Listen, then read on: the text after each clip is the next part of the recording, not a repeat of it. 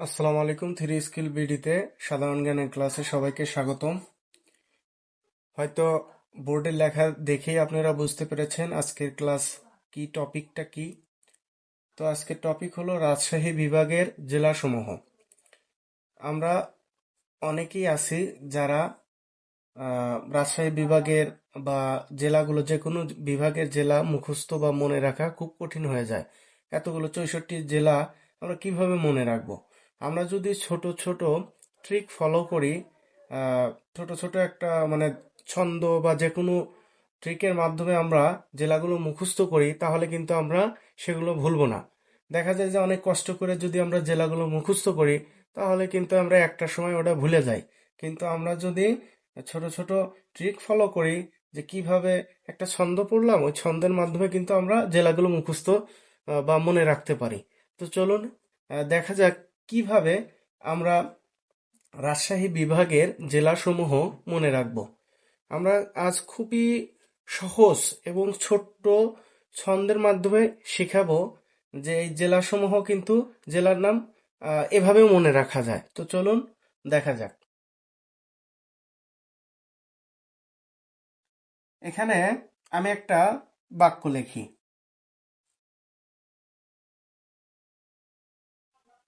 নাসির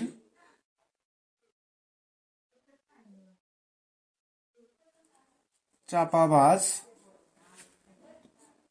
না। এটা একটা বাক্য। আমরা এই বাক্যর ভিতরে রাজশাহী বিভাগের জেলাসমূহ দেখি খুঁজে পাওয়া যায় কিনা।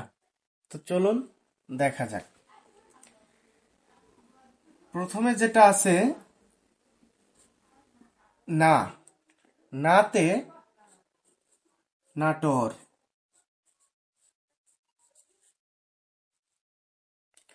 তারপরে যেটা আছে শীতে আমাদের জেলা, সেটা কি? সিরাজগঞ্জ। আচ্ছা, তারপরে কি? র, রতে রাজশাহী। রাজশাহীও কিন্তু একটা জেলা, রাজশাহী। আচ্ছা, এরপরে দেখা যাক হলো আমাদের একটু ভিতরে চলে গেছে, তো সমস্যা নেই, আমরা এখান থেকে একটু বাঁকা করে দাগটা নিই। চাতে চাপাই নবাবগঞ্জ। দেখেন কি সহজ, চাপাই নবাবগঞ্জ।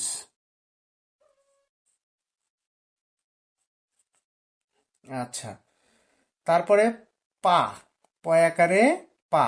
আমরা পাতে কি লিখতে পারি? পাবনা, পাবনা।